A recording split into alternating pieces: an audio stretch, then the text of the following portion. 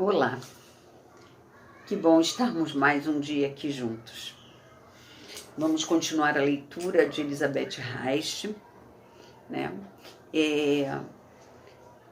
Eu queria fazer assim uma troca de ideia com vocês, que hoje uma amiga, uma grande amiga e querida amiga, estava dizendo o quanto foi apaixonante ouvir o que ela chama de novelinha, né? A novelinha da Anita Diamond, que se chama A Tenda Vermelha, né? Que é linda, realmente, é apaixonante. E como que é diferente desse livro que a gente está lendo agora, Iniciação, né? São livros passados em épocas diferentes, né? Histórias relatadas de épocas diferentes. A Tenda Vermelha fala de uma época muito lá no início, né? De Jacó, das tribos, etc. e tal. E esse livro que a gente está lendo está falando agora de um assunto de século XX. E a gente vê que já tem luz elétrica, tem toda uma estrutura, né, que a gente conhece.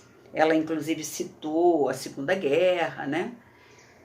E esse livro traz, assim, acontecimentos do dia a dia, né? É um caminho probatório mesmo, né? Como lá o outro livro que eu li que chama O Caminho do Discipulado. Acho que ela está relatando o caminho probatório dela, né?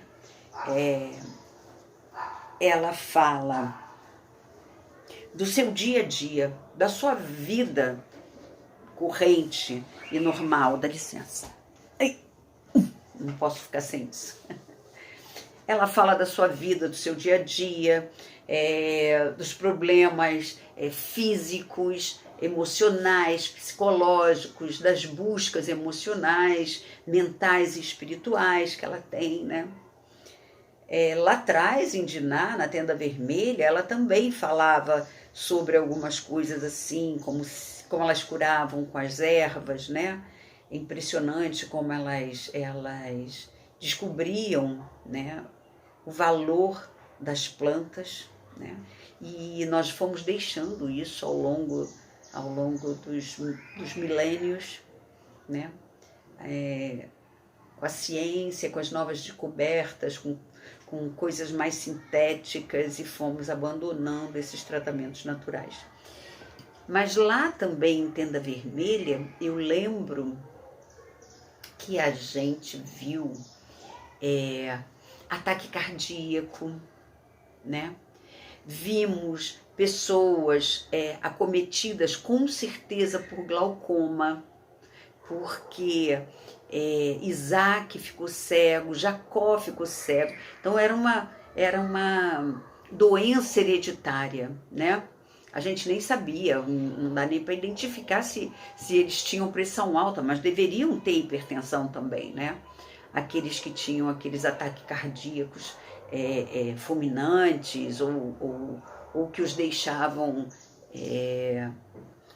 incapacitados em cima de uma cama, como teve também lá na Tenda Vermelha. Mas muito suave lá na Tenda Vermelha, né? Porque não se conhecia, né, a doença, e não se conhecia o nome que foi dado ainda. Naquela época não se tinha isso, né? Mas os sintomas foram relatados.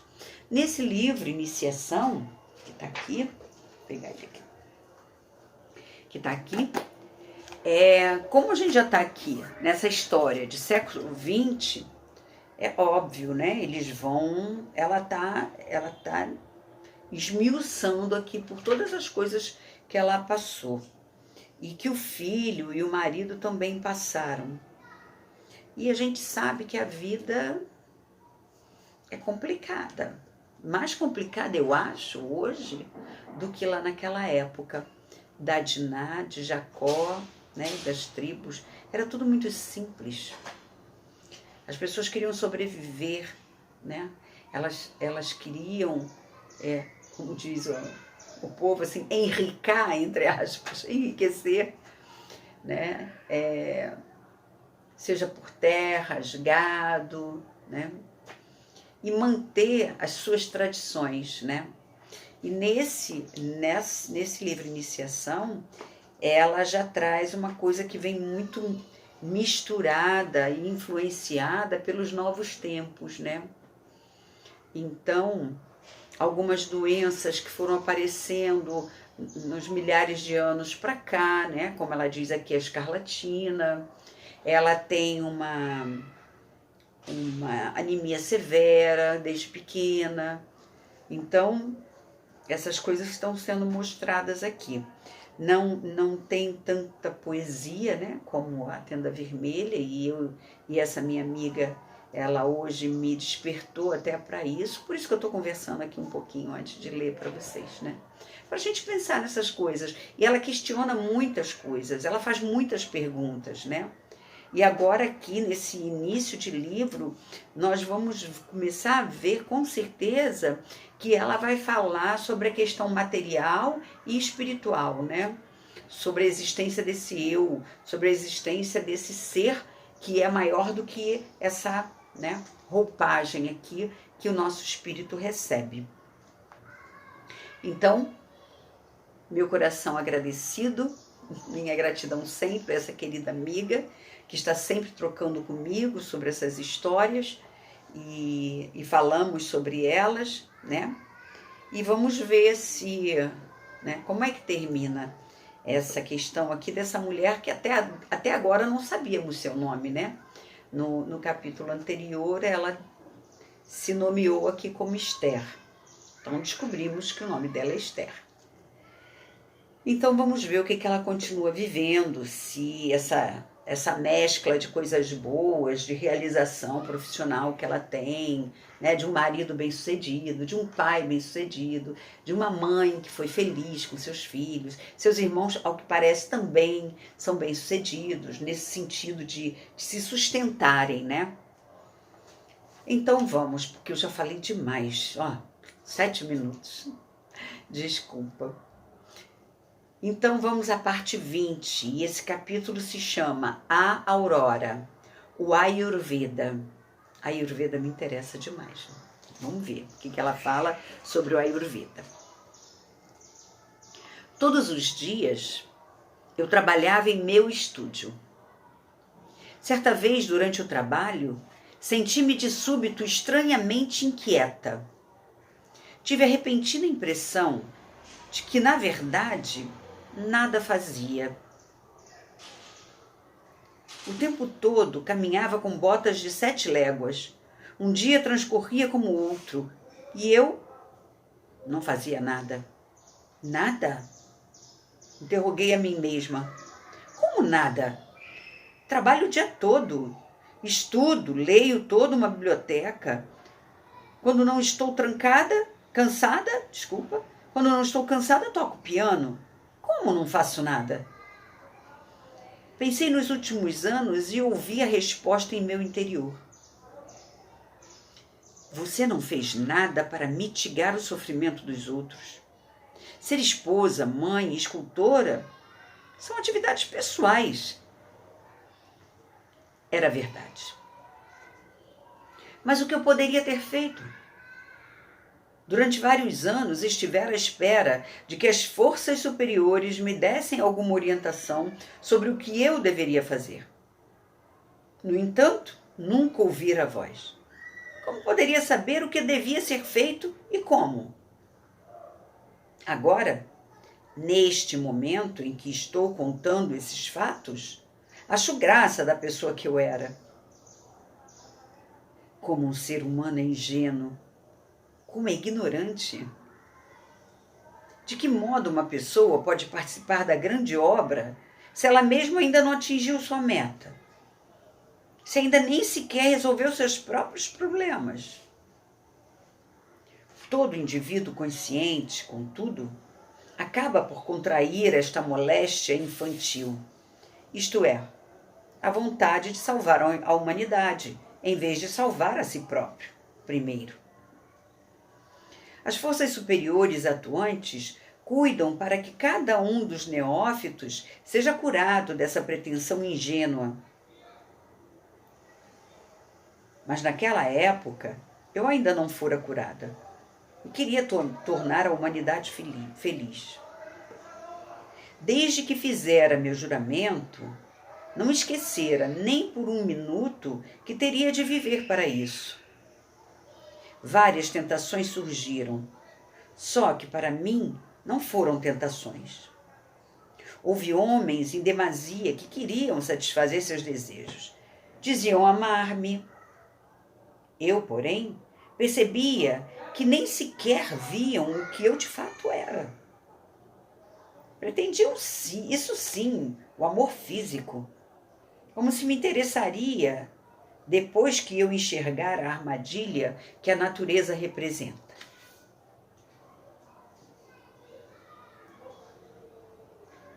Na minha vaidade, era lisonjeada pelos seus desejos. Ao contrário, achava que o fato de os homens continuarem a desejar o meu corpo me diminuía. Eu falava sobre a mais elevada filosofia. O homem que se dizia meu amigo sentia-se encantado com a minha inteligência. E na primeira oportunidade tentava me beijar. Acaso gostaria de beijar a minha inteligência? O outro apreciava demais a minha musicalidade. Quando eu tocava piano nas reuniões, dizia-se um grande venerador da música. Segurava minhas mãos nas suas e olhava-me bem fundo nos olhos, mas com sensualidade. Eu já conhecia essa veneração musical e achava graça. Mas que tédio, que tédio! Eu gostava, de fato, de música, de filosofia e de psicologia. Apreciava tudo que se relacionasse com a arte e a ciência. Mas tive a oportunidade de descobrir que a maioria dos filósofos, psicólogos, astrônomos, cientistas, artistas, tal como os outros homens, achavam a sexualidade muito mais interessante. Coitados! O que lhes restaria quando perdessem a virilidade? O vazio. Seu próprio vazio assustador. E os homens queriam provar-me que eu estava desperdiçando a minha vida, caso não aproveitasse cada ocasião para gozar dos prazeres sexuais. Mas que coisa degradante! Acaso os homens só podem ver sexo? Será que não conseguem simplesmente ultrapassar a etapa de seres sexualizados? Não poderiam agir como crianças que participam juntas de uma atividade lúdica apenas pelo interesse do próprio jogo, sem envolver sexo na brincadeira? Muitas criaturas tocam música, fazem arte, representam em teatros e se ocupam com a psicologia apenas para encontrar constantemente novos parceiros. A Bíblia reza, abre aspas, se não fordes como as crianças, em verdade vos digo, não entrareis no reino dos céus. Fecha aspas. Com que profundidade entendi essa realidade maravilhosa quando tive de apreciar a inquietação e insatisfação das pessoas que somente viviam para satisfazer a sexualidade. E essas pobres pessoas vazias pensavam, ao ver a minha indiferença, que eu deveria estar reprimindo os meus impulsos ou então que representava uma comédia. Eu mesma fazia uma enérgica autoanálise. Não tinha pensamentos que me fizessem sentir atração por homem algum. Continuava a amar meu marido com a mesma profundidade, mas não mais como uma mulher ama um homem, mas como um ser humano ama o outro. Não havia tentações para mim. Não havia luta, então não havia vitória sobre meus desejos. visto que eu não desejava homem algum. Depois daquela noite, em que entendi o logro do amor carnal, não me sentia mais como fêmea. Naquela noite, tornei-me um ser humano, um eu. O eu não deseja sexo. O eu é assexuado. O eu não é uma metade em busca de complemento. O eu em si mesmo é um todo. E quando o homem aceitar essa verdade, o corpo também a aceitará. Fiquei pensando sobre essas coisas em meu estúdio, quando subitamente tive a mesma impressão de anos antes, quando, perdida em meus pensamentos e reflexões, não conseguia acompanhar determinada ideia. Algo comprimia o meu peito e eu mal podia respirar. Deixei a espátula de lado e concentrei-me. Depois de tantos anos, senti outra vez aquele arrepio estranho em todo o corpo. E ouvi a voz tão conhecida de que sentira tanta falta em todos aqueles anos. Por que está negligenciando as suas aptidões espirituais? Como não negligenciá-las? Há algo que eu possa fazer? Perguntei. Você sabe muito bem que quando alguém tem talento inato para música, escultura ou outras artes, isso não significa que seja uma artista. Essa pessoa precisa desenvolver os talentos. Isso só se consegue pela prática. Exercitar-se constantemente. Talento sem esforço e esforço sem talento não são arte. Mas se você juntar talento com esforço, isso representará a verdadeira arte. Você tem um talento que está desprezando. A capacidade de revelar o espírito. Pratique, pratique, pratique. E se tornará uma artista na nobre arte, que é a forma de arte mais elevada que existe. A arte destituída de arte.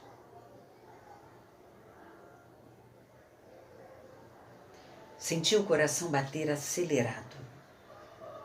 Há anos esperava por uma ordem interior sobre o que eu deveria fazer. Nunca tivera resposta. Nada me restava a não ser trabalhar, cumprir meus deveres diários, os exigidos de mim pelo destino.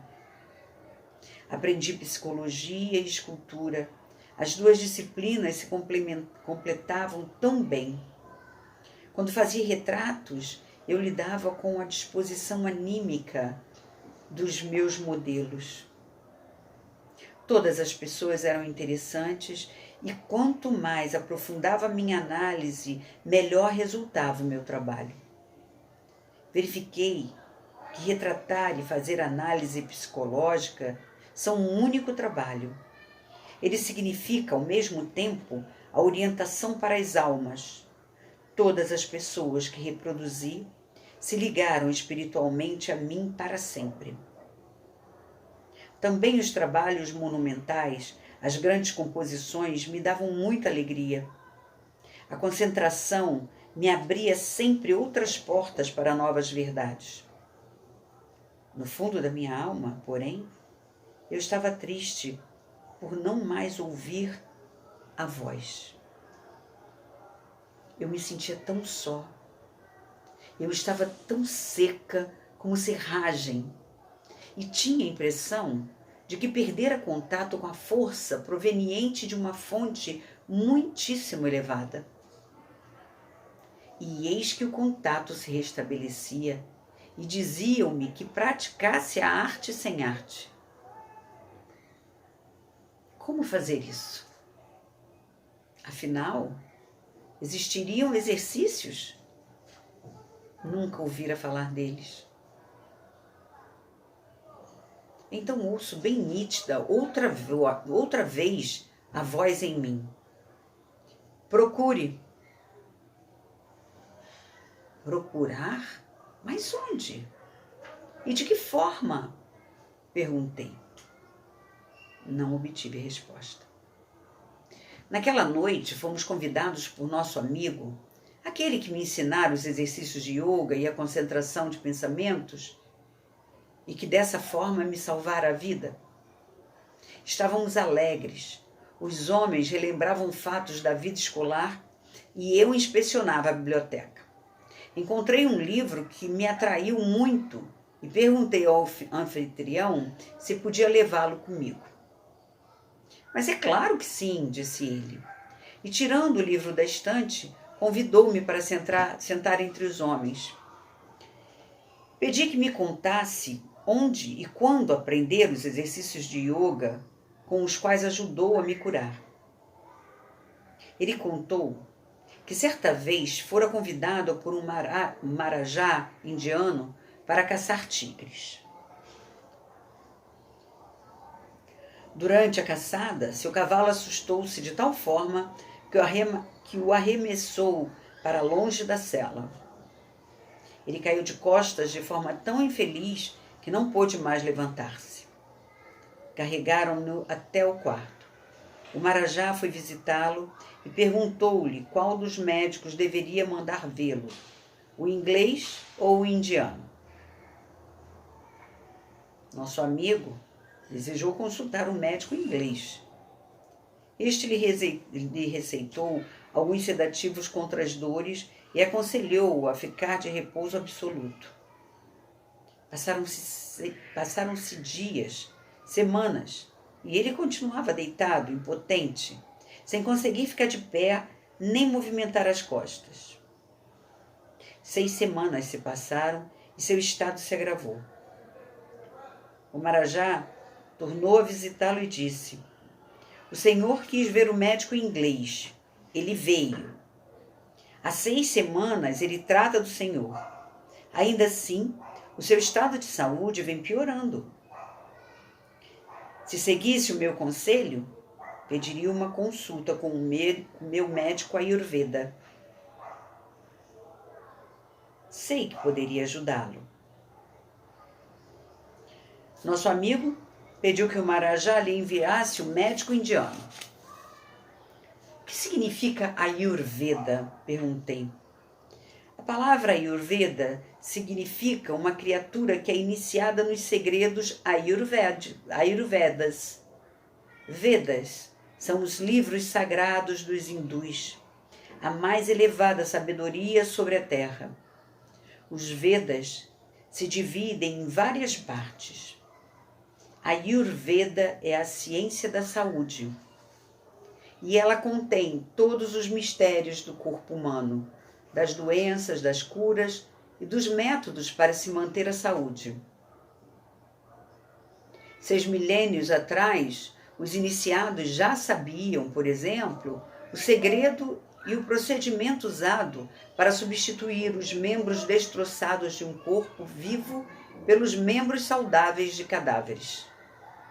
Já faziam as mais incríveis operações, conseguindo até mesmo substituir um olho cego por outro sadio. Também podiam trocar uma perna inteira, tanto em homens como em animais. Além disso, eles já conheciam o fato de as doenças serem causadas por miríades de pequenos organismos invisíveis, que hoje chamamos de bactérias. Mas eles também sabiam que as bactérias são as células do corpo invisível de um espírito demoníaco, coisa que ninguém pesquisou a não ser alguns iniciados, como, por exemplo, Paracelso. O mau espírito sempre toma conta de um ou mais homens.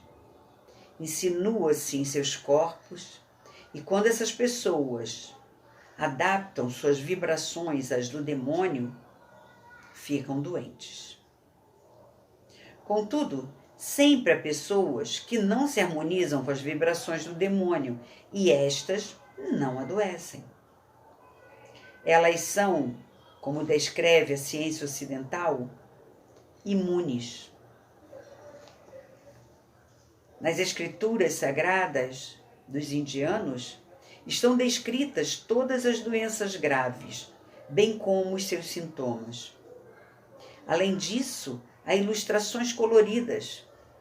As imagens são assustadoras, pois cada um tem um aspecto característico e uma cor específica. Assim, por exemplo, o demônio da peste é um monstro negro, por isso também a chamamos de morte negra. O espírito de uma doença igualmente mortal é um demônio amarelo. Chamamos o mal que ele acarreta de febre amarela. O espírito da lepra tem uma cabeça leonina e sabe-se que podemos reconhecer um leproso de longe devido à expressão leonina de seu rosto. Vemos estampado no rosto do leproso o rosto leonino do espírito que o possuiu. Inflamações pulmonares são causadas por um enorme demônio vermelho, que parece ser constituído de fogo e chamas. E assim por diante. Cada doença provém de uma possessão por diversos demônios. Espere um momento, interrompi a narrativa do nosso amigo. Você disse que inflamações pulmonares são causadas por um enorme demônio vermelho? Mas que interessante! E a lembrança da minha infância surgiu de repente, diante de meus olhos. Revejo meu irmãozinho erguendo-se, assustado da cama, de olhos arregalados, fixos numa direção do quarto, gritando fora de si: Mãe, mamãe, o homem vermelho quer me pegar. Lembro que lutava com os bracinhos como se quisesse afastar um inimigo invisível, até desmaiar. E minha mãe a dizer: não era nada real, ele está delirando. Já naquela ocasião, percebi que para a criança o homem vermelho era real. E nesse dia, soube também que era uma realidade objetiva, conhecida há séculos pelos indianos. Pois não só o que podemos pegar com as mãos e ver com os olhos é realidade. Contei minhas recordações da infância e nosso amigo não se surpreendeu. É natural que os doentes muitas vezes vejam esses demônios na hora em que são possuídos. Algumas vezes, mesmo mais tarde, durante a doença, à medida que lutam com o demônio. Quando falam nisso, porém, diz-se que estão delirando devido à febre.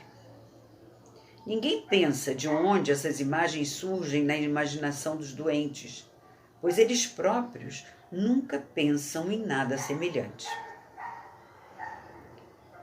Ninguém tampouco medita na causa pela qual os doentes com a mesma doença sempre veem as mesmas imagens, sem terem conversado sobre o assunto uns com os outros, pois na maioria das vezes nem sequer se conhecem e nunca se encontraram.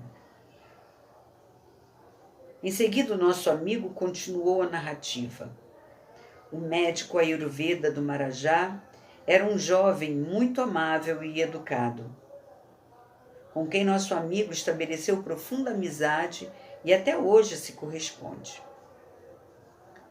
O médico examinou a reação dos seus nervos e foi embora em seguida.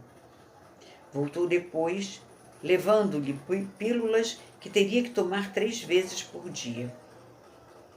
Ao despedir-se, o médico lhe garantiu sorrindo: daqui a 3 dias poderá cavalgar outra vez.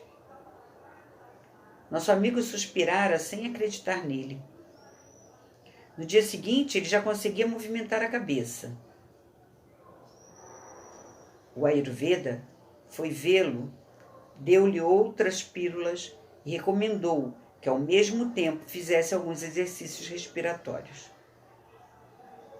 À tarde, nosso amigo pôde sentar-se e sentiu um arrepio na espinha, como se nova energia vital estivesse fluindo por ela. No segundo dia, pôde levantar-se dando alguns passos pelo quarto. Na hora do almoço, comeu com grande apetite e, mais tarde, desceu até o jardim. No terceiro dia, acordou alegre e bem disposto e saiu a cavalo. Desse contato com a Ayurveda, nasceu a amizade duradoura entre os dois. Certa vez, nosso amigo lhe perguntou: o que me deu para que eu me restabelecesse como que por um milagre? Nossa sabedoria é transmitida de pai para filho. Quando um pai inicia seu filho, este primeiro tem de fazer um juramento de não revelar seus segredos em nenhuma circunstância. Ninguém até hoje quebrou esse juramento. Não posso revelar-lhe o segredo de nossas pílulas, mas posso lhe contar muita coisa sobre a nossa ciência. As pílulas que lhe dei são resultado de uma combinação química, cujo principal ingrediente é o ouro. Essa mistura de ouro, contudo, não é nenhuma matéria morta. Podemos chamá-la de ouro vivo. Ela é mantida num forno químico, sob calor constante, num vasilhame hermeticamente fechado durante várias semanas. Graças a esse procedimento, desenvolvem-se no ouro morto certas características, de modo que ele passa a ser ouro vivo. O Senhor sabe que, se mantivermos um ovo durante 21 dias sob a temperatura constante de 40 graus, nascerá um pintinho. Mas se fervermos o ovo durante 10 minutos a 100 graus, ele ficará duro e dele nunca surgirá uma nova vida. Acontece o mesmo com esse preparado à base de ouro. O calor constante durante várias semanas desenvolve nele a mesma energia contida na energia vital. Essa energia ainda é mais elevada do que a energia atômica. O ouro se desenvolve durante milhões de anos, num processo extremamente lento, surgindo da matéria-prima da Terra. Se continuarmos a desenvolver esse processo, podemos transformar o ouro em outra matéria, carregada dessa energia mais elevada de todas. Da mesma maneira que conseguimos imantar um pedaço comum de ferro, também podemos transformar ouro comum em ouro magnético ou ouro vivo. O magnetismo do ouro, entretanto, é uma energia muito mais elevada que a força vital. Essa energia é a própria vida e atua sobre os seres vivos como um milagre. O ser humano é como um ímã vivo, carregado com as mais elevadas energias. Assim como um ímã perde a carga com o tempo, mas pode tornar-se outra vez magnético se lhe transmitirmos uma corrente elétrica, o homem também pode renovar sua energia. O local em que essa energia vital é localizada é a medula espinhal. No seu caso, esse órgão foi machucado e a tensão da energia vital se reduziu de forma acentuada. Seu organismo não se restabeleceu por si próprio, pois os centros curativos estavam lesados. As pílulas recarregaram esses centros. A natureza pôde atuar e agora o Senhor está outra vez saudável. É nisso que se resume todo o segredo. Veja bem, o Marajá é um homem velho, Contudo, ainda deseja provar todos os dias o amor viril que sente por sua favorita. Com a ajuda dessas pílulas de ouro, ele ainda consegue manter as aptidões físicas de um homem jovem. A natureza já não consegue suprir seu corpo com essa energia, mas o preparado estimula-lhe os centros nervosos e isso basta, de fato, para recarregar seus órgãos sexuais. Ok. Vamos ficar por aqui. A Ayurveda é realmente um assunto interessante, que não se atém só a essas informações. Essa questão do ouro é mesmo verdade, com o passar dos anos, né, e do século XX para cá, principalmente com a invasão, o domínio da Inglaterra sobre a Índia, muito da medicina indiana foi proibida, né? Os Vaidyas, que são os médicos ayurvedas, né, na Índia, eles foram quase que perseguidos, né, impedidos de praticar a sua medicina, né? Era a medicina tradicional deles e é até hoje. E o ouro é um grandíssimo presente, né, que o reino mineral nos dá, assim como outros, né, e que hoje quase não se usam por conta do valor do ouro, as dificuldades de se trabalhar com toda essa tradição de preparo, de manutenção, para chegar lá e preparar no final do processo o medicamento. Fiquei feliz em ler esse pedacinho. Então, ficamos aqui. Um grande afetuoso abraço para todos vocês. Muito obrigada por estarmos juntos mais uma vez. Até já!